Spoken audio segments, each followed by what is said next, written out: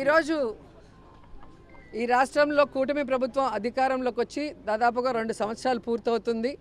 మహానాడు అంటూ దగానాడును నిర్వహిస్తున్నారు. కాబట్టి ఈ 2 ఏళ్ల పరిపాలనలో వెన్నుపోటుకు 2 ఏళ్ళు ఆంధ్రప్రదేశ్ని ఎలా సర్వనాశనం చేశాడు చంద్రబాబు నాయుడు అనే మీద ఈరోజు మాట్లాడటం జరిగింది. అండ్ డీటెయిల్గా సాక్ష్యాధారాలతో కూడా ఒక బుక్లెట్ని రిలీజ్ చేయడం జరిగింది.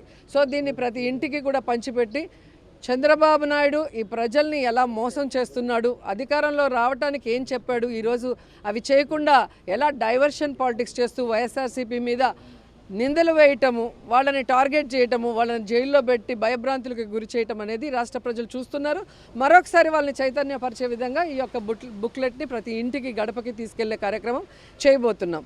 ఎందుకంటే ఈరోజు సూపర్ 6 సూపర్ హిట్ అని చెప్పి సిగ్గు లేకుండా కళ్ళార్పకుండా ఈరోజు చంద్రబాబు నాయుడు గారు అబద్ధాలు చెప్తున్నారు. సూపర్ 6లోనే ముఖ్యమైనవి మీరు చూస్తే నిరుద్యోగులకు ఉద్యోగం ఇస్తాం లేదా నిరుద్యోగ భృతి 3000 ఇస్తామన్నారు. కానీ ఈ రాష్ట్రంలో ఒక్క నిరుద్యోగికి కూడా ఉద్యోగం లేదు, నిరుద్యోగ భృతి లేదు. మరి ఎలా సూపర్ 6 సూపర్ హిట్టో నాకు చెప్పండి. అలాగే ఆడబిడ్డ నిధి 18 ఏళ్ళు దాటిన ప్రతి మహిళ ఇంట్లో ఎంతమంది ఉంటే అంతమందికి 1500 ఇస్తామన్నారు. నీకు 1500, నీకు 1500, నీకు 1500 అని ఏ విధంగా వీడియోలు వేసి ఏమార్చారో మనం చూసాం. మరి ఈరోజు ఆ 1500 18 ఏళ్ళు నిండిన ఇంట్లో ఒక్కరికైనా ఇచ్చారా? ఎంతమంది ఉంటే అంతమందికి కాదు, ఒకరికైనా ఇచ్చారా నేను అడుగుతున్నా. మరి సూపర్ 6 సూపర్ హిట్ అని ఎలా మీరు చెప్పగలరు? అలాగే మీరు చూస్తే జగన్మోహన్ రెడ్డి ఇచ్చే ప్రతి సంక్షేమ కార్యక్రమాన్ని ఇస్తున్నారు. చేయూత ఇస్తున్నారా? అలాగే డ్వాక్రా అక్క చెల్లెమ్మలకు 0 వడ్డీకి ఇస్తున్నారా? అప్పుడేమో అసలు వడ్డీతో మాఫీ చేస్తామని చేయలేదు చంద్రబాబు నాయుడు. జగనన్న వచ్చాక అది చేశారు కాబట్టి వాళ్ళు బ్రతికి బయటపడ్డారు. ఈరోజు మీరు 10 లక్షలు 0 వడ్డీకి ఇస్తాము అని చెప్పారు. 0 వడ్డీ లేదు, 10 లక్షలు లేదు. మరి ఏ విధంగా మీరు ఈ సెలబ్రేషన్స్ చాలా ఘనంగా చేసుకుంటున్న మహిళకి మేము ఏదో చేశామని శ్రీశక్తి అని పేరు పెట్టుకున్నారు. ఈరోజు మహిళలకి రక్షణ లేదు.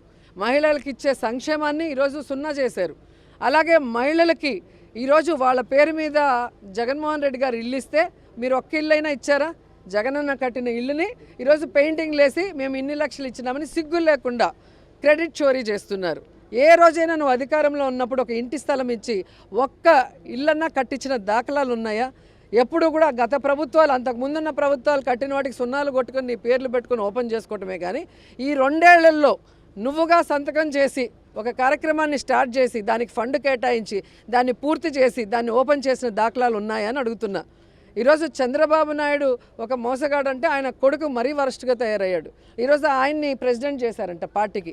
ఆయన ఎప్పుడైతే మరి ఈ విద్యాశాఖ మంత్రి అయ్యాడో విద్య కుంటుబడింది, విద్య మూలకు వెళ్ళింది. ఈరోజు స్కూళ్ళ విషయాలకే వద్దాం. నాడు నేడు స్కూల్స్ ఫినిషింగ్లో ఉన్న ఆ స్కూల్స్ని ఫినిష్ చేశాడా ఈ రోజుటి వరకు? మీ నాన్న 4 సార్లు ముఖ్యమంత్రి అయ్యాడు. ఒక్క స్కూల్ రూమ్ కట్టడానికి తలకిందులు తపస్సు చేసేవాళ్ళు. కానీ జగనన్న ప్రతి స్కూల్ని రెన్యువేట్ చేయించి దానికి కావాల్సిన బుక్స్ కానీ, యూనిఫామ్స్ కానీ, వాటర్ ప్లాంట్, ప్యూరిఫైడ్ వాటర్ కానీ, వాళ్ళకి 5 రోజులు 5 రకాల భోజనం కానీ ఆ స్కూల్స్లో పిల్లలకి, అలాగే ఆడపిల్లల కోసం బాత్రూమ్స్ రన్నింగ్ వాటర్తో కానీ ఎన్ని కావాలంటే అన్నీ చేసి ఇచ్చాడు కదా. మరి మీరు ఎందుకు చేయలేకపోతున్నారు? నువ్వు వచ్చిన దగ్గర నుంచి ఇంగ్లీష్ మీడియం తీసేస్తావు, CBSE సిలబస్ తీసేస్తావు, ట్యాబులు ఇవ్వటం మానేస్తావు. ఈ సంవత్సరం అయితే ఏకంగా విద్యా కానుక ఇవ్వలేనని చేతులు ఎత్తేసావు. మరి ఎంత సిగ్గుచేటు.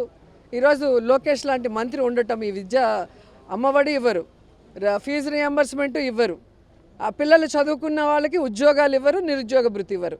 ఈరోజు కాలేజీల్లో స్కూల్లో ఏ విధంగా ఆడపిల్లల్ని హెరాస్ చేస్తుంటే, వాళ్ళ మీద దాడులు చేస్తుంటే, రేపులు చేస్తుంటే పట్టించుకో. నువ్వు మంత్రిగానే పనికిరావు అంటే ఈరోజు మీ నాన్న నిన్ను ఏదో చేయాలని ఈరోజు పార్టీ ప్రెసిడెంట్ చేశారంటే ఈ రాష్ట్రం ఏమవుతుందన్న భయం ప్రతి ఒక్కరికి కూడా ఈరోజు కలుగుతుంది. అండ్ ఈరోజు ఏదైతే ఈ పార్టీతో కమాండ్ అయి ఉన్న జనసేన పార్టీ ప్రశ్నిస్తాను అని పార్టీ పెట్టానని చెప్తాడు. చంద్రబాబు నాయుడు ఇన్ని తప్పులు చేస్తూ ఈరోజు ఇన్ని ఘోరాలు చేస్తూ రైతుల్ని, మహిళల్ని, విద్యార్థుల్ని అందరినీ మోసం చేస్తుంటే ప్రశ్నించాల్సిన పవన్ కళ్యాణ్ గారు ఎందుకు ప్రశ్నించటం లేదు? ప్రశ్నించకపోగా మళ్ళీ ఫ్రస్ట్రేషన్ ఒకటి. సో ఇవన్నీ చూస్తుంటే ఈరోజు మహానాడులో వీటి గురించి వాళ్ళు ఏమైనా డిస్కషన్ చేసి వాళ్ళ తప్పుల్ని సరిదిద్దుకొని ప్రజలకు ఇచ్చిన వాగ్దానాలని నెరవేరుస్తారనేది గమనిద్దాం.